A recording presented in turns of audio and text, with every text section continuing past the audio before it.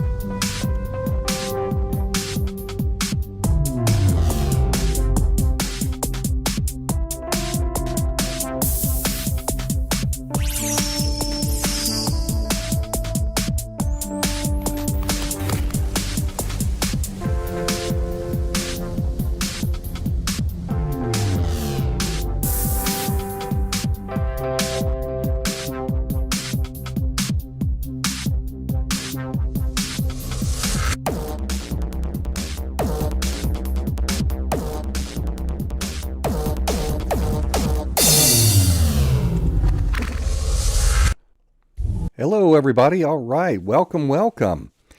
Glad to see a few of you tuning in out there. Appletini, Koro Sensei, Shane Smith Beyond the Veil. Jana, hello, everyone. Good to see you here on this Friday night. I am going to be kind of quick tonight. Hopefully, I can get this done around an hour because I got to take off to get to a movie later.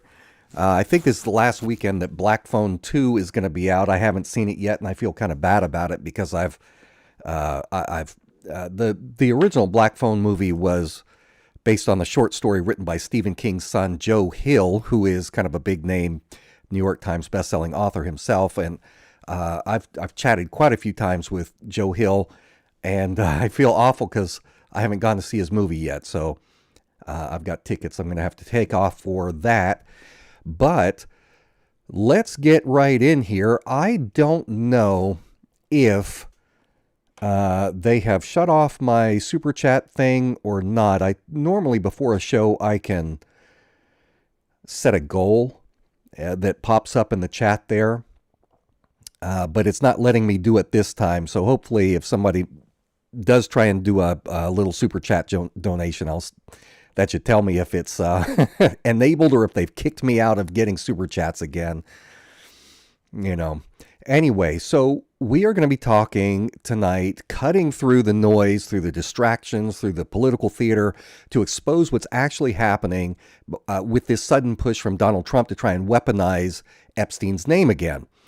Not because he's interested in revealing the truth, not because he's trying to expose the network, but because it's a way to strategically distract his followers from his own deep ties to Jeff Epstein and Epstein's ecosystem of power, while he can simultaneously try and redirect all of this public anger, especially from his own base that's being directed at him, redirected toward people like, easy targets like Bill Clinton.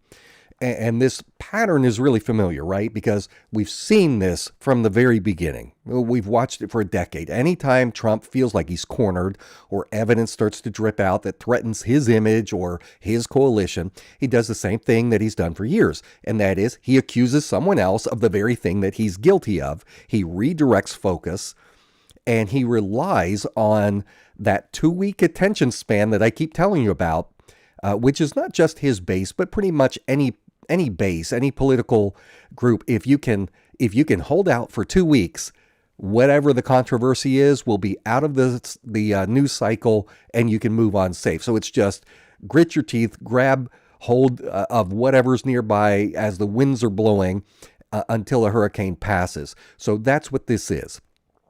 And so today, under intense pressure from the last 48 hours to release these Epstein files, this renewed focus coming from Congress, from courts, from journalists, from the victims themselves, and now from his own base. Trump is doing exactly that. He's demanding that the Department of Justice, which he has weaponized by putting his own foot soldiers in charge of what is supposed to be the Justice Department for the people, a neutral body. He's put his bootlicking foot soldiers in charge of it. Bondi, Todd Blanche, Cash Patel, Bongino, all these people. He has sent them out to go after his enemies. So let's look at the Truth Social post. Let me make this a little bigger here so we can see it better. All right. Actually, it's hard for me to read. Give me a second here. Let me make this bigger on my own screen.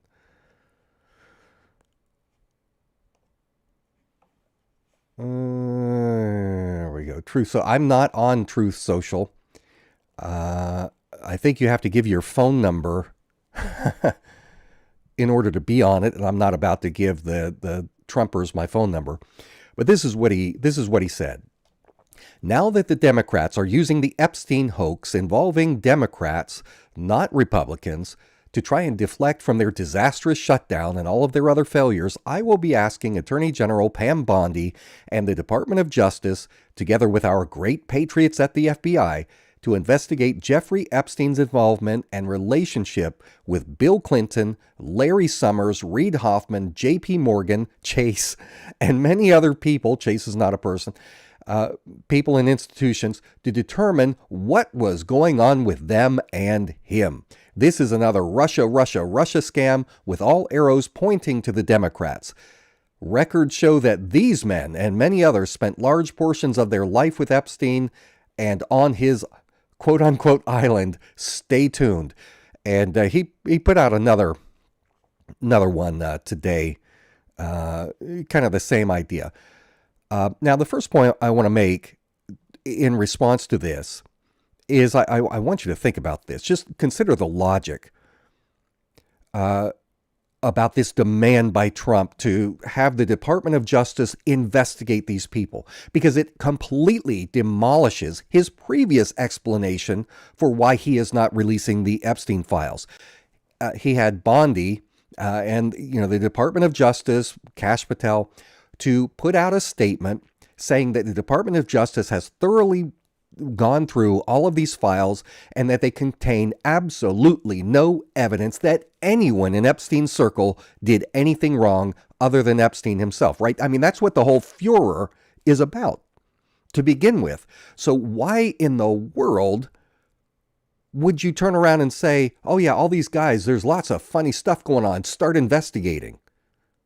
Let me read to you what it was that Bondi and Patel put out. There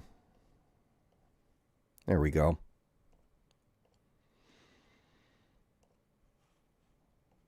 And I've got this broken into a couple different screens here. As part of our commitment to transparency, the Department of Justice and the Federal Bureau of Investigation have conducted an exhaustive review of investigative holdings related to Jeffrey Epstein. To ensure that this review was thorough, the FBI conducted digital searches of its databases, hard drives, network drives, as well as physical searches of squad areas, locked cabinets, desks, closets, and other areas where responsive material may have been stored. These searches uncovered a significant amount of material, including more than 300 gigabytes of data and physical evidence. The files relating to Epstein include a large volume of images of Epstein, images and videos of victims who are either minors or appear to be minors, and over 10,000 downloaded videos and images of illegal child sex abuse material and other pornography. Teams of agents, analysts, attorneys, private and civil liberties experts combed through the digital and documentary. Here, let me change the page here. Give me a second. Oops. Sorry, I'm still new to OBS. I'm not good at these this stuff yet. There we go. All right. Okay. Evidence with the aim of providing as much information as possible to the public while simultaneously protecting victims. Much of the material is subject to court-ordered sealing. Only a fraction of this material would have been aired publicly had Epstein gone to trial, as the seal served only to protect victims and did not expose any additional third parties to allegations of illegal wrongdoing. Through this review, we found no basis to revisit the disclosure of those materials and will not permit the release of child pornography. This systematic review revealed no incriminating client list. There was also no credible evidence found that Epstein blackmailed prominent individuals as part of his actions. We did not uncover evidence that could predicate an investigation against uncharged third parties. And let me switch screens one last time here.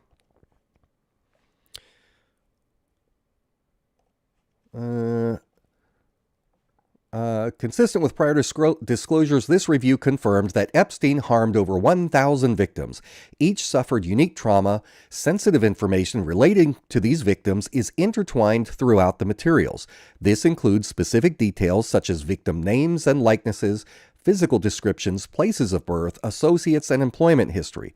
One of our highest priorities is combating child exploitation and bringing justice to victims.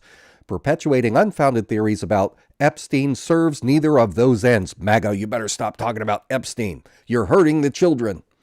To that end, while we have labored to provide the public with maximum information regarding Epstein and ensured examination of any evidence in the government's possession, it is the determination of the Department of Justice and the FBI that no further disclosure would be appropriate or warranted.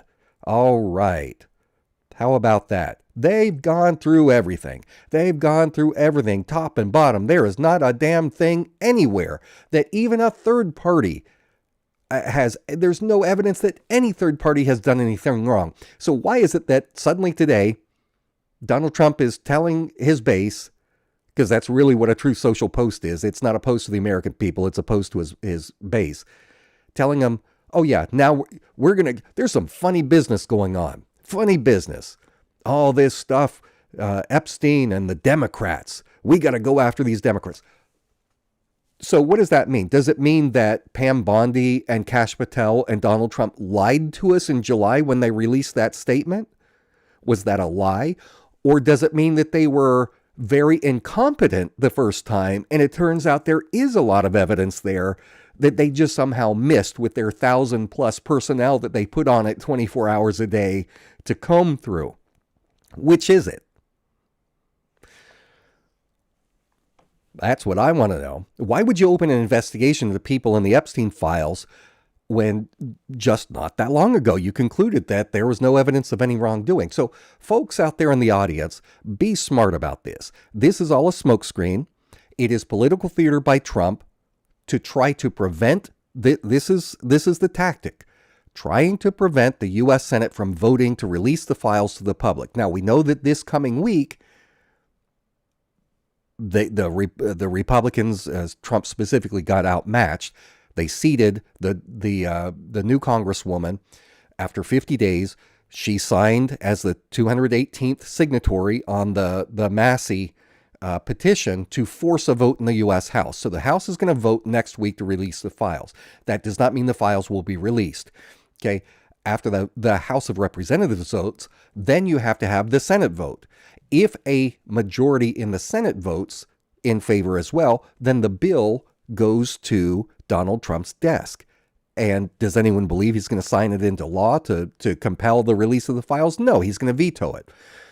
So the Senate GOP is not like the House was. Right now, think about this. The U.S. House of Representatives, they are elected every 2 years. No matter what, every 2 years, that's the term of office. So the people who are voting now, whether or not they vote in favor or against releasing the Epstein files, they're going to be here past Trump. He's got 3 years left. These people throughout their careers, they're going to have multiple elections coming up in the fairly near future where they're going to have to account post-Trump to their constituents why they voted to not release the files. The Senate is a little bit different. It goes in thirds. Only a third of the Senate comes up for election every 2 years. And a senator's term is 6 years. So there's going to be fairly few senators that are going to be up for election after Trump is out of office. So there's not a whole lot of incentive for them as far as fearing their constituents and how they might vote as a result of each senator's vote on this. There's not a whole lot of fear there of the people. So really, the only people they have to fear are Trump and his people who weaponize and go after you and try and primary challenge you and stuff like that, make your life a living hell if you are not loyal.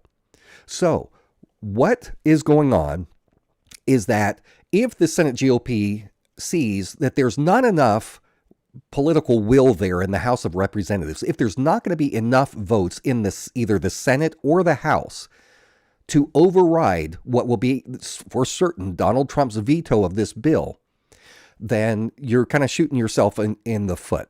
So, but if it does appear that there is a massive amount of support in the House, even among the Republicans, which right now there is, to vote to release this, then there's going to be more pressure on the Senate to do the same thing, for them to cast their votes as Republicans. The Democrats will vote for it, but it's about the Republicans. Will the Republicans vote in favor of this?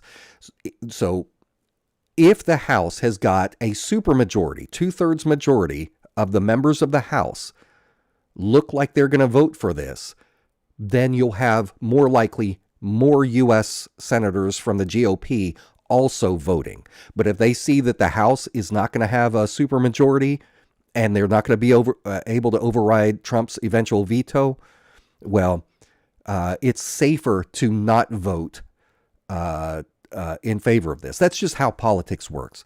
So to try and dissuade a majority of these House GOP members from voting this next week to release, even if it passes, trying to prevent there from being a supermajority, which would give momentum for the Senate to also vote and then put it to Trump. What Trump is doing is trying to take the air out of this balloon. That's why they did their kind of token dump of some of these emails this week. That's why he is opening this fake DOJ investigation, because it gives the Republican legislators political cover to be able to say, hey, Trump was being so transparent. It's not that we didn't want this stuff to be released. It's that it wasn't necessary because Trump was already taking the initiative. Look, he opened a DOJ investigation. He had, Congress release some emails. So, we didn't want to make it worse because we care about the victims. That's the strategy here, folks. That's what's happening.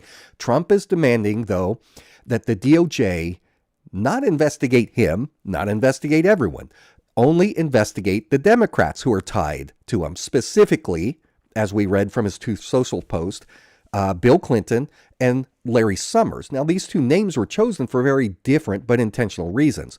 Clinton is obvious. He's red meat. There's pictures of him out there, just like there's tons of pictures of Trump with Epstein. There's pictures of Clinton. And we know that Clinton's a pervert. And, same thing. He's if anybody out there politically, any politician other than Bill Richardson, Prince Andrew, people like that, any prominent American politicians who may have slept with some of these girls, Clinton's an obvious concern. He's a lightning rod. Trump's base hears the name Clinton and they instantly start salivating because the conservative media has conditioned them for decades to just, go crazy. Lock her up, lock her up. Even though Trump gets in and day one says, nah, we're not going to lock her up. She's a good person.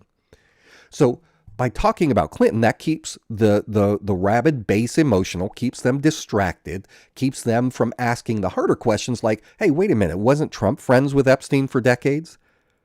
Wasn't Trump a Democrat, for a registered Democrat, donating to Democrats, including the Clintons, golfing with Bill Clinton throughout most of this time?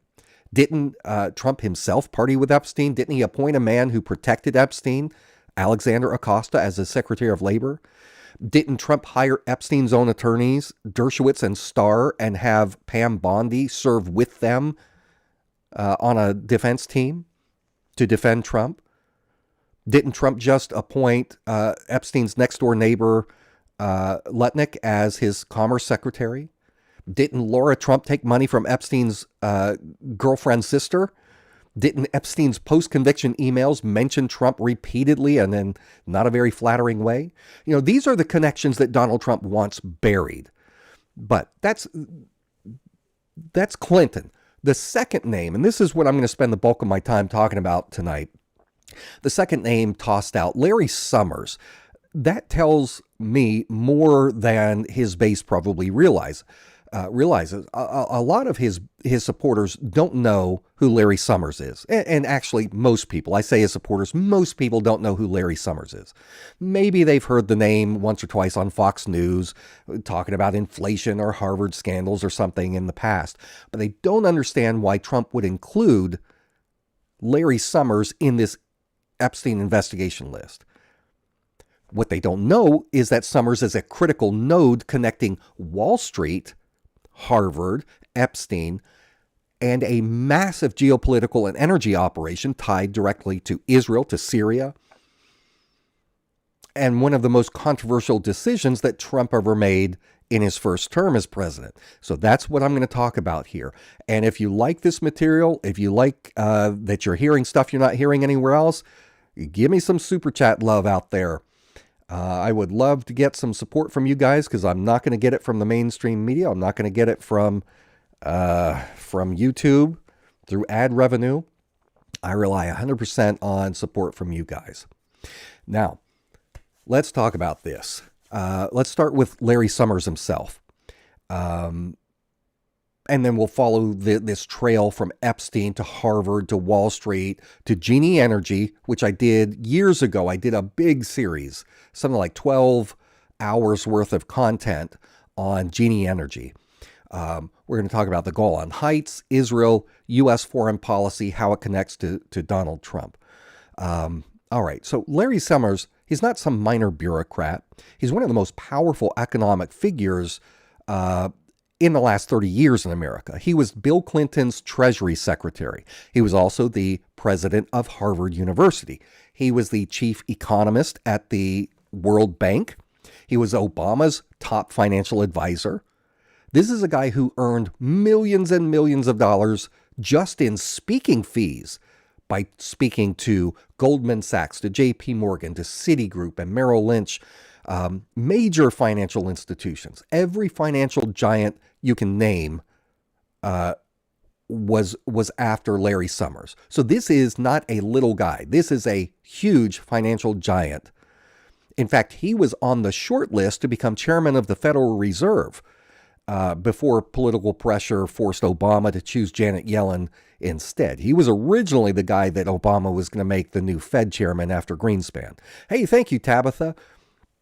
Woohoo, she says, you're the best. Those Las Vegas videos you did live rent-free in my head. I love you. Thank you so much. And it shows me, okay, super chats do work, so show me some love out there. All right. So Larry Summers is not some obscure name that Trump just happened to pick out of nowhere. He is not marginal. He's not someone that we can ignore. So we're going to talk about him. Summers also has two other characteristics that make him especially important. He's deeply tied to Jeff Epstein, for one thing. The other thing is he sits on the advisory board of a company called Genie Energy, one of the most geopolitically consequential companies in the Middle East. And the media is not going to connect these dots because they lead into uncomfortable territory that gets to the point where you have to start looking at the role of Israel. And that's something they're not going to do. Okay, these dots connect into territory involving oil, Israel's occupation of Syrian land, multi-billion-dollar energy interests, U.S. foreign policy decisions that were made under Donald Trump. So I'm going to connect some of these pieces tonight. Let's start with Summers' connection to Epstein. All right, so it's not speculation. Trump's not making it up. These are not internet rumors. He does have big connections to Epstein. And some of the sources that we have where we know this is, aside from media reports from Time and the Boston Globe, we've got, Wall Street Journal. For years, there have been documented connections between Summers and Epstein. But we also have Harvard's own internal investigations. We've got documentation there that shows us about these connections. And we also have some of these emails from the House, from the House Oversight Committee emails. Let me show you one here real quick. So this is one that was released just in the last couple days. This is from Jeff Epstein to Larry Summers. It's part of a thread. He says, recall I've told you, I've met some very bad people, none as bad as Trump, not one decent cell in his body. So yes, dangerous. And so this is Epstein and Larry Summers talking about Donald Trump. So that's partly why the name has you're going to hear it more and more in the coming days. All right. Epstein was not just a donor to Harvard. He gave Harvard University a ton of money, but he was described by Harvard itself as a close associate of Larry Summers when Summers was president of Harvard. Epstein donated about $9 million to Harvard, most of it during Summers' tenure and in the years immediately following. Summers personally facilitated some of that relationship. And this was even after Epstein's 2008 conviction. Summers continued meeting him. He continued emailing him a lot, continued asking him for money. So let me say that again. After Epstein became a registered sex offender, Larry Summers, this financial giant, did not cut ties with him as he should have. He did the same thing that Bill Gates and others did. He leaned in because Epstein was a major power player. He had massive connections, just like Osama bin Laden did, because that's essentially what Epstein is. Epstein was a bag man for intelligence. Osama bin Laden was not some genius terrorist mastermind of Al-Qaeda. He was the bag man. Throughout the time in Afghanistan, the war between Russia and Afghanistan, the Soviet Union, Afghanistan, and the USA was financing the opposition, and the CIA is funneling money through shady banks to these fighters, bringing fighters in from all over, especially from Saudi Arabia, to join with the Mujahideen to fight against the Soviets. Okay, the guy who was the financial guru of all that, distributing the money to the network, was Osama bin Laden. That was Osama bin Laden had a fantastic network because of his wealth and his connections to the Saudi royals and so on and so forth. Okay, Epstein served the same purpose. Personally, he's of no enough consequence, but he was the bag man. He helped to facilitate black ops money. He helped to move money from this person through this charity here and here. And so that's what he's doing. That's what the people close to him knew that he was doing, Les Wexner and others. All right, so Summers came to Epstein's Manhattan townhouse repeatedly from 2013 to 16 for private meetings. He asked Epstein even to help raise money for his wife's nonprofit called Poetry in America. And so Epstein gave over $110,000 to Summers' household and Summers' orbit there, his close orbit. And they were talking about even larger contributions. And so the emails reveal something even deeper. Summers trusted Epstein, not just politically, not socially, not just financially, but on a personal level, because he's saying things that were compromising to him, like in the email, one of the emails that was released yesterday, where he says, "Do not repeat this insight." Okay, that's not how you talk to a distant acquaintance. That's how you talk to someone in your inner circle, someone who you truly believe is going to be able to keep your secrets. All right, so Epstein wrote to Summers ranting about Trump. The one that we looked at, the worst person he's ever known. He's dangerous. Okay, that means that Epstein felt comfortable expressing candid political opinions to Summers as well. Opinions that were clearly not meant for public release because Epstein was afraid of Trump. Epstein believed that Trump might kill him or have him killed at some point. So when Trump mentions Larry Summers as someone tied to Epstein, he's not wrong. Summers is deeply tied to Epstein. But what Trump is not telling you is that Summers is not unique. He's simply one of a dozen elite figures in overlapping networks that Trump himself was also a part of. Summers is misdirection. Clinton is a distraction, but Summers is a cover and misdirection for what Trump knows is going to start coming out. He does not want the connections to him and some of these figures at Genie Energy to come out, because you're going to start to see that Donald Trump is doing the bidding of Genie Oil. He's doing the bidding of the state of Israel. Gina, thank you so much. She says, much appreciate you, Jake. Thank you, Gina, for that super chat donation. So let's zoom back and follow where Summers goes next, because his Epstein connection is just one piece of this much larger geopolitical puzzle that I haven't talked about Genie in quite a while. So let's talk about that. Summers is a member of the Strategic Advisory Board of Genie Energy. This is a New Jersey-based energy company, but it is a subsidiary of Genie Oil, of an Israeli oil company, okay, whose operations reach deep into the Middle East, especially into one of the most politically sensitive areas out there, which is the Israeli-occupied Golan Heights. Legally recognized as Syrian territory by the entire world, except for Israel, and up until 2019, not even the United States acknowledged that the occupied Golan Heights was anything but Syrian land being militarily occupied by Israel. But the United States, under Donald Trump, changed that in 2019, recognizing that it was Israeli territory. And by the way, the guy who is now the president of Syria, the terrorist leader of Al-Nusra Front, the guy Al-Jawlani, Al-Jilani was like a title, the Golani, the man of the Golan. Okay, Al-Jilani from Al-Nusra Front during the Syrian civil war was fighting using CIA support and resources, trying to topple the Assad regime because they wanted control of oil there.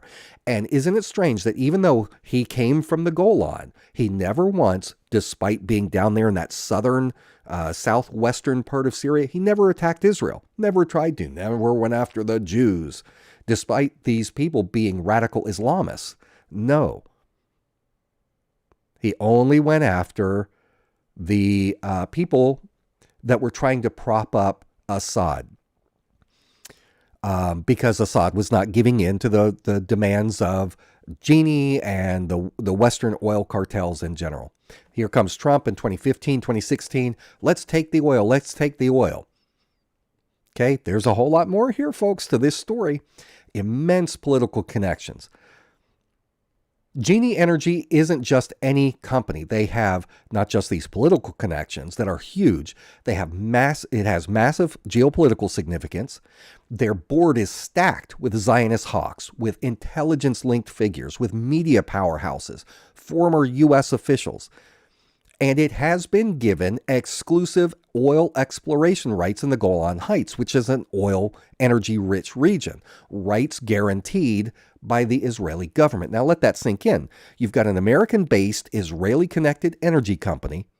They have been given control over oil resources located in stolen Syrian land, and the board that guides this company includes some of the most influential Zionists in the world. So now I'm just trying to lay the groundwork here. Genie is significant. Let's take a look at some of the members of this board. A couple of them have changed recently. So Genie Energy's Strategic Advisory Board is a neocon Zionist who's who of power. First of all, you've got Michael Steinhardt. This guy is a dual citizen, Israeli-American billionaire, hardcore Zionist, longtime political influencer. He's not religious. In fact, he's aggressively secular. Yet he spends millions of dollars shaping the American Jewry, with trying to shape the ideology of American Jews, the culture, the political direction in favor of Israel. He pushes for the secularization, for militarization, expansionism. He was the co-founder of the elite Zionist billionaire club, the Mega Group, which probably some of you have heard of. Okay, this is the group that was providing black ops money to the Mossad, trying to get loyalists elected political offices. Epstein is very much tied to the Mega Group. Okay, so he's one. Steinhardt. Then you've got the recently deceased Dick Cheney, who for years, up until his death, was on this advisory board. Of course, he's the former vice president, former Halliburton CEO, war architect, in Iraq invasion mastermind. This is a guy who helped redirect U.S. foreign policy away from what was in America's interest toward putting America permanently in the Middle East for the benefit of these neocons and the Zionists. Okay, his presence on the Genie board signals he essentially represented the military-industrial complex alignment in support there. Thank you, Don Zion, for that super chat. Jake, the Mozart of dropping knowledge. Thank you. I've never heard that one. And John, hey, thank you for yours. He says, keep up the good work. Appreciate you so much, John. You guys rock. Former U.S. Senator Mary Landrieu, actually, I don't even know if she's on there anymore, but Mary Landrieu, U.S. Senator, she sponsored the U.S.-Israel Energy Cooperation Bill, which formalized joint energy ventures between the United States and Israel. She's a big part in a cog in this machinery. So her presence on the board wasn't just symbolic. She represented the legislative power, the political cover, the institutional influence. Then we jump over to media. Who sits on the board? Rupert Murdoch. He's the executive chairman of News Corp. He owns Fox News. Is there a reason that Fox News takes all of the boomers that watches their crap, their propaganda, and conditions them to be absolute fanatics for Israel? Yes, there is. It's because Rupert Murdoch is the guy who owns Fox News. He owns the Wall Street Journal, New York Post, which is rabidly pro-Israel, formerly owned Sky News, and countless international media properties. This guy is a just mega player when it comes to, he's kind of like the new Robert Maxwell, Ghislaine's father. That's what her dad was over in the UK. Rupert Murdoch is one of the most honored non-Jewish Zionists in global media. His outlets shape conservative opinion across the Western world. He ensures that the American right, especially the Christian Zionists, are always there supporting Israel's aggressive, maniacal, genocidal foreign policy and their military actions. Okay, we did have, I think, did he go to prison? I'm trying to remember if Bill Richardson's in prison now, but former governor of New Mexico, he used to be a UN ambassador, deeply connected to U.S.-Israeli policy circles. He was another Zionist ally with diplomatic reach. He's also one of the people that Virginia Roberts identified as participating in multiple orgies on Epstein Island, close friends with Epstein and Ghislaine Maxwell. That was Bill Richardson. Then we've got a name that you'll love, Lord Jacob Rothschild. He is on the advisory board. He represents the British banking dynasty. He's a global financial titan, incredible wealth. The Rothschild family historically financed Zionist projects. In fact, the founding of Israel started out as a Zionist Rothschild project. They created the early Israeli state, major European political shifts as a result of the influence of the Rothschilds and him specifically. So Jacob Rothschild's presence on the Genie board brings billionaire capital, international banking connections. He's deeply entrenched in oil as well. The Rothschilds are big players in Shell. You've got the Rockefeller oil network, ExxonMobil, which I guess is ExxonMobil now, major U.S. oil companies. But then you've got over there, you've got Shell, formerly Royal Dutch Shell. Anyway, Jacob Rothschild, and he's old. He's not going to be around too much longer. Then we've got Larry Summers, the guy we've been discussing. He was the Harvard president, Treasury Secretary, Wall Street insider, global economic architect. Summers provided Genie with academic legitimacy, with financial expertise, connection to America's financial system, credibility among Western elites, and he's tied directly to, again, Jeff Epstein. Several of these people are on Genie Energy are tied directly to Epstein, and many are indirectly tied to Epstein. Then we've got this guy, James Woolsey, who had been the CIA director during the Clinton years. He's former director of the CIA, total neocon, longtime Zionist political operator. He's got a deep intelligence background, and his presence signals the company's connection to intelligence networks, to global geopolitical strategy. So this is not a random assortment of names.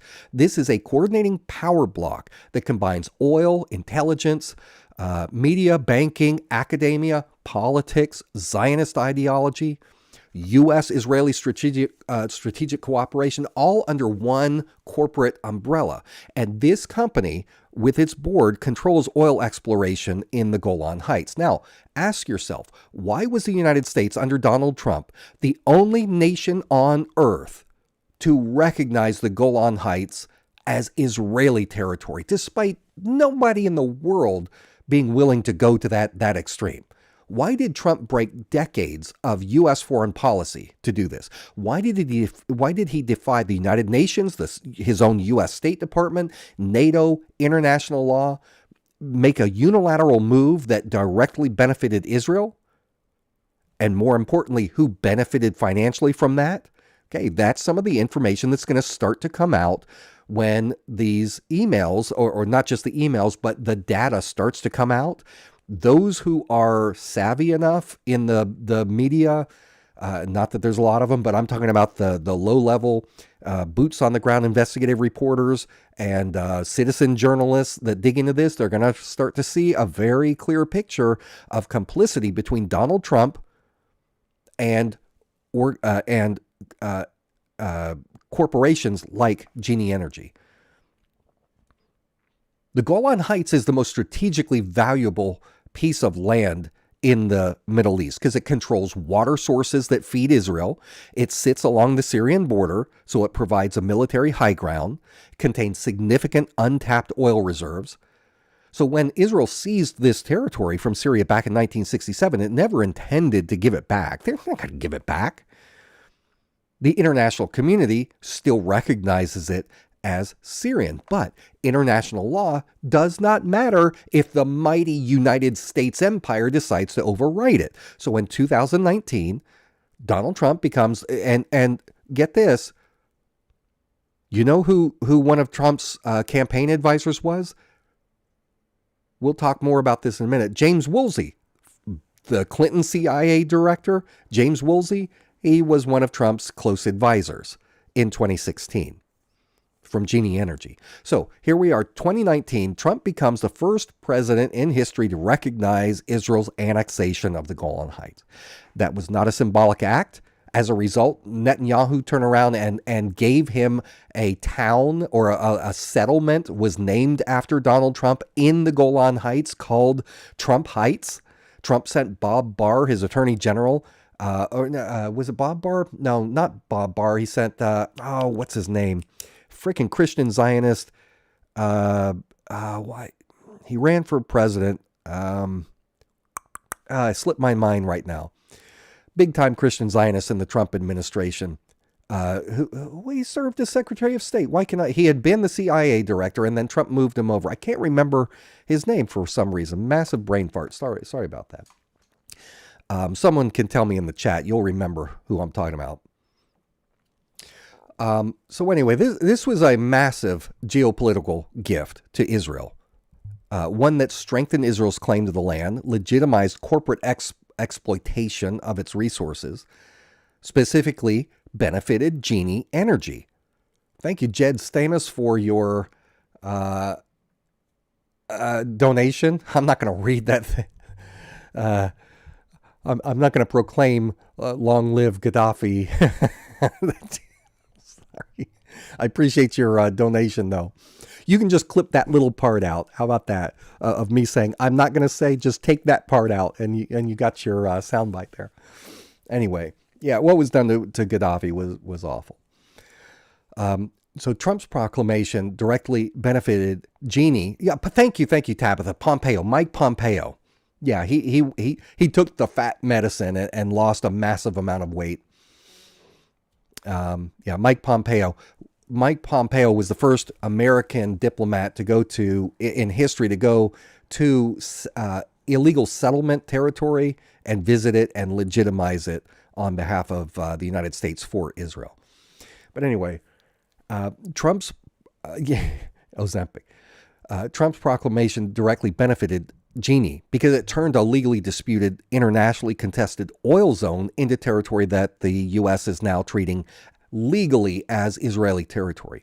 So what that meant was that Genie's drilling rights gained legitimacy, investment in Genie became safer, the political risk of being connected massively decreased, the company's potential value skyrocketed, and so you've got, like I said, you've got Woolsey from Genie on Donald Trump's team running for president. Not only him, you know who else worked for Donald Trump's 2016 campaign?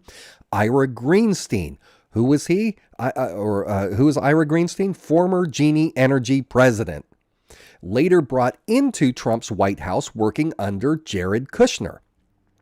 Someone else, Genie founder Howard Jonas, also a longtime Kushner ally, worked on the Trump campaign. Larry Summers, the same Summers that Trump now wants his followers to blame for Epstein. Okay, so when you connect these dots, we start to see the real picture. Trump's Golan Heights policy did not emerge out of just his personal ideology. It came from the connections to the people who were helping him to gain power. Connections between his administration, Kushner's orbit, connections between Genie Energy, Zionist-powered networks, between Larry Summers and Rupert Murdoch and Dick Cheney, all these people that Trump claims to hate. Connections between Israeli ambitions, between U.S. foreign policy and private corporate profit. So Epstein is simply one piece of this network that binds a lot of these people together.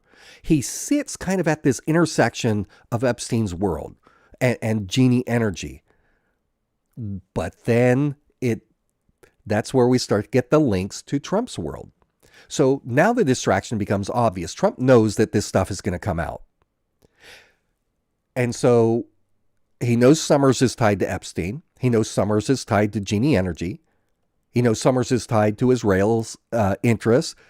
But on the downside, he's tied to Kushner's network.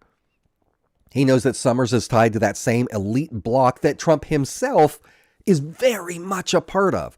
So when Trump is saying investigate Larry Summers, what he's saying is, I know this crap is getting ready to implicate me, so look over there at that guy, not at me. And his base, unaware of any of this deeper context, they're going to cheer him on. Yeah, go after Clinton and go after this Larry guy. So James Woolsey, Genie board member, he joins the Trump campaign as his national security advisor on the campaign. He connected Trump to foreign policy hawks. That's who's doing it. James Woolsey, Clinton's crooked CIA boss, tying Trump to foreign policy hawks. James Woolsey bridged a lot of these connections over to Israeli policy circles. Trump brought on Ira Greenstein, again, the former president of Genie Energy, close Kushner family friend, brought him directly into the Trump White House. And ethics officials refused to certify his forms because of these Genie conflicts. Trump brought in Howard Jonas, founder of Genie, longtime Kushner ally, and his business entangles with Kushner's financial world. Rupert Murdoch, owner of Fox News, Trump's primary media ally. Fox News played a massive role in getting Trump, in turning the Republican Party into fanatics for Trump. He's basically propaganda amplifier for Trump's network. These are not coincidences. This is a network that Trump is part of. Drain the swamp my ass. Trump is the swamp. Just like all of these people, just like Clinton, just like all of these people, Donald Trump is no different. Okay, so I get it. If you want to say drain the swamp, go after Clinton, fine. I don't care. Get rid of Clinton. Do what you can. But if you turn around and then say, well, Donald Trump is above all of this, well, you're just ignorant. You're just brainwashed. Trump didn't accidentally wander into these circles. He was already in these circles for decades before he entered politics. He was BFFs for a decade and a half with Epstein, who was part of this circle. Summers, Murdoch, Woolsey, Kushner, all these people. And the policy decisions Trump made, the Golan Heights recognition in particular, this directly benefited the members of his circle. So when Trump says, go after Larry Summers, he's not naming Summers because he wants the truth to be exposed. He's naming it because he knows the truth is going to come out. Summers is the fall guy, or one of them. He's obscure to Trump's base. He distracts from Trump's own ties. It gives the appearance that Trump is going after the Epstein circle. Summers has, connections to Clinton, connections to Harvard. So you can frame him as this evil, elitist, global villain, which he is. But what Trump desperately hopes his followers never discover, what I'm telling you tonight, is that Summers also directly connects to the same Genie Energy Trump network that Trump himself is deeply linked to. And you start to look at his first term in a new light. You start to see the utter graft and corruption of the Trump administration and what they did and why he's so freaking loyal to Israel. So widen the lens a little bit. Genie Energy received exclusive drilling rights in 2013, 2 years after this so-called Syrian civil war began, because Israel wanted Assad destabilized. U.S. intelligence wanted Assad destabilized.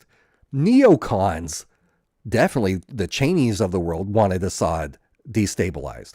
Then you've got the BFFs of the Kushners and Trump down there, Mohammed bin Salman, all the Saudis, the Qataris that are giving Trump this plane and everything. The Saudis and Qataris funding these al-Nusra and other al-Qaeda affiliates that ended up forming ISIS to try and topple Assad.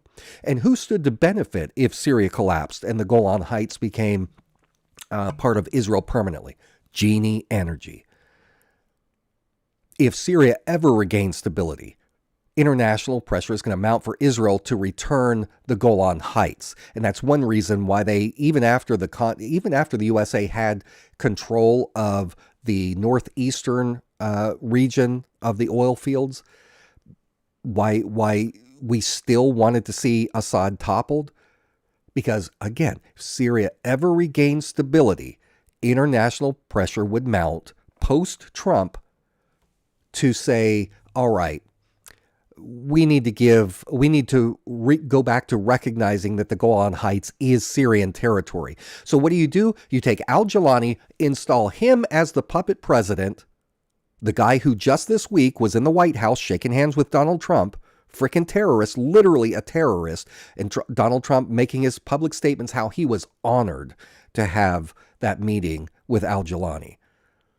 You put that puppet in there so that he will turn around and not demand that the territory be returned from Israel. That's why they continue to go after Assad until they finally drove him out, to entrench that control over it post-Trump. So instability benefits Genie Energy. See all this? On the board, former CIA director, former U.S. vice president, media tycoon, former Treasury Secretary Summers, Zionist banking dynasty under Rothschild, U.S. politicians, billionaires with ties to Israel, and then a U.S. president who does his part to help this Zionist neocon network. Again, drain the swamp, my lily white ass. That's what I have to say about that. So, bring this full circle. Why is Trump pushing the DOJ to investigate Clinton and Summers over Epstein? Epstein files mention Trump repeatedly. His former labor secretary, Alex Acosta, protected Epstein in 2008. Epstein's attorneys, Dershowitz and Starr, defended Trump. Okay, Trump hired Epstein's lawyers. He sent Pam Bondi in as part of that team to work with them, so she's complicit. His commerce secretary, his former commerce secretary was Wilbur Ross, who was the big-time Rothschild banking agent who bailed Trump out after his failed mess in New Jersey. So he rewarded Wilbur Ross and the Rothschild Bank by making Wilbur Ross his first commerce secretary. Well, the current commerce secretary, the new one, was literally Jeff Epstein's next-door neighbor. We know Trump and Epstein partied together for years. Ghislaine Maxwell was one of his good friends. In fact, he met Melania Noss, who was out there doing the lesbian photo shoots up until she met Trump. Probably after too. She was introduced to Trump by Jeff Epstein at one of Maxwell's Kit Kat parties in New York. Okay, we've got tons of photos. That's why he wishes her well, because she's got dirt on him and he knows it. He's got to keep her happy. So anyway, Trump needs a distraction. He needs a narrative. He needs scapegoats. He needs names that are going to be able to light up his base, drown out questions about his own role in the Epstein ecosystem. So go after Clinton for emotional manipulation, go after Summers for intellectual misdirection, and together you've got this illusion that Trump is on some righteous crusade now to go after Epstein.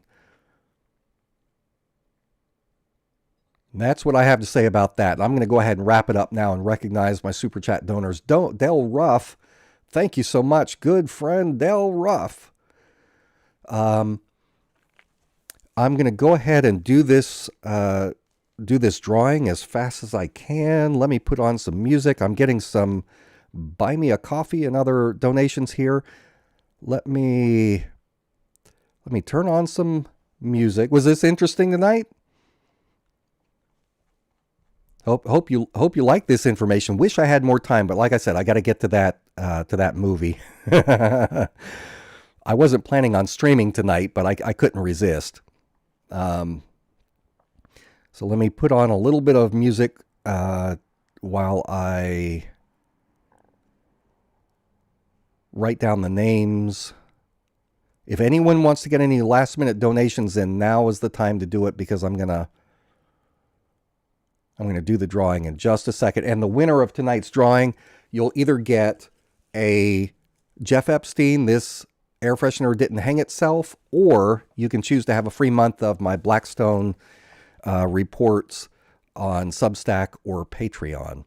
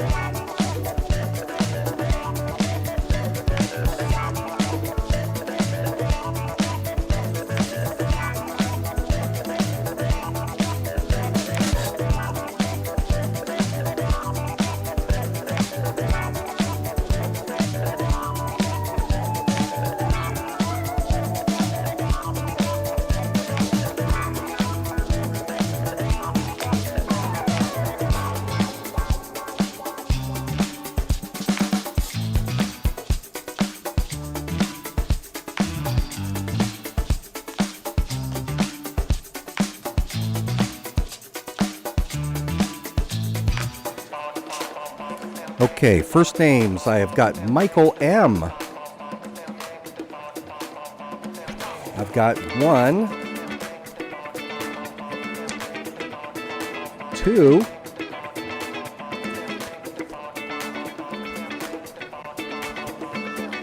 3. Michael bought me 3 coffees. Thank you so much, Michael.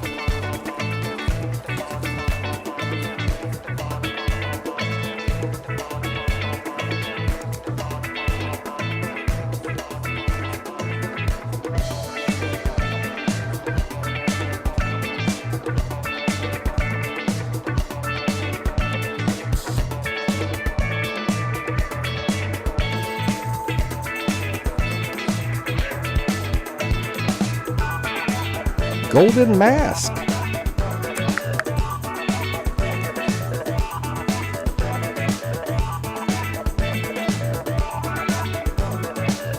That's your 2.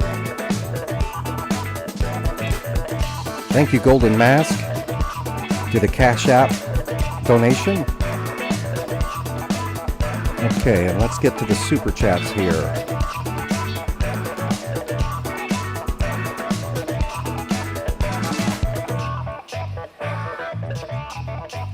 Go back up to the top. We have got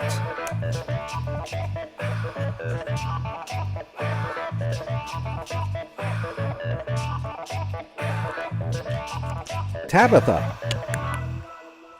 Thank you, Tabitha, for your super chat donation. That goes in there.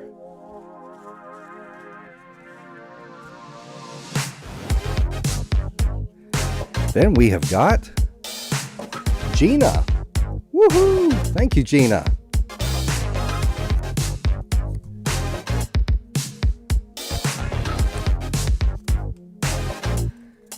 Next,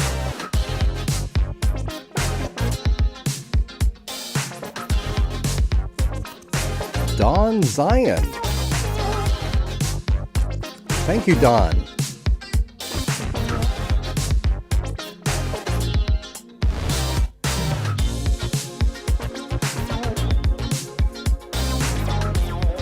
Running out of slips here.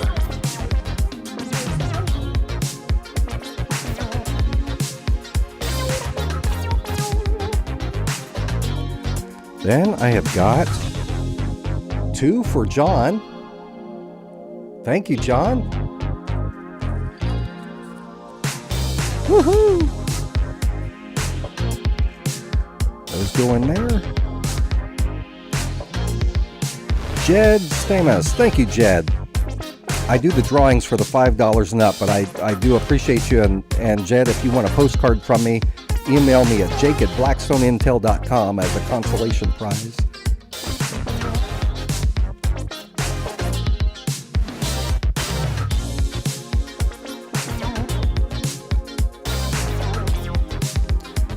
All right, then I've got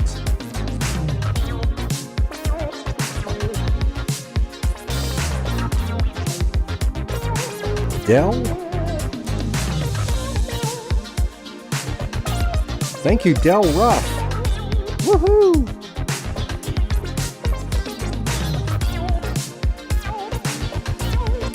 Those go in there. And then Droby says, Iran just took a boat in Hormuz. Oh man, I'll have to check that out. Sorry, I don't have the time to do that live. That is a good story, though. Okay, let me know out there in the chat. Now is the time. Even if you have said previously that you've donated, I wasn't following the stream, so let me know. Have I missed anybody's donations? So I want to make sure and enter you into the drawing. Tell me in the chat. Turn that music down a little bit. Anyone else? Talaria, Droby says, Talara, an oil tanker blocked the passage.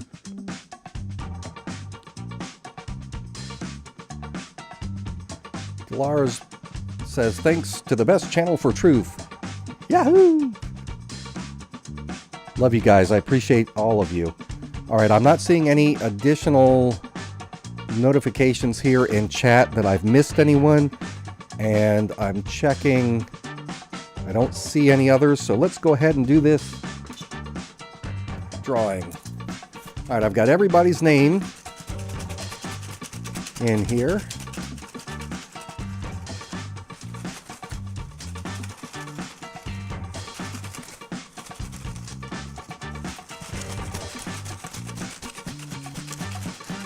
Good luck to everyone. All right. Turn that off. Okay, so let's do the drawing here. I'm not going to look. Reach in, grab the first one. All right. I've got one in my hand here. Tonight's winner is Don Zion.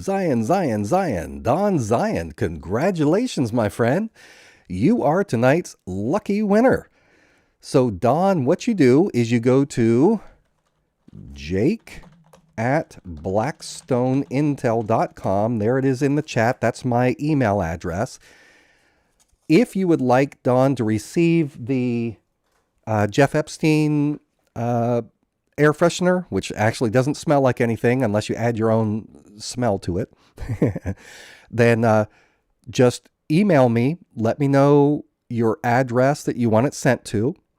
And if any of you, if you ever email me, if your name is different from how you identify yourself in your YouTube usernames, make sure and let me know so I make the connection.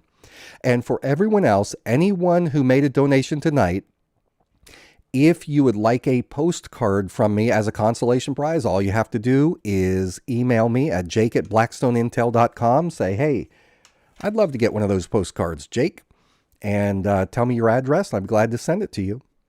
Well, folks, I apologize for cutting it short. This is probably the shortest live stream I've ever done. We're at 1 hour and 8 minutes.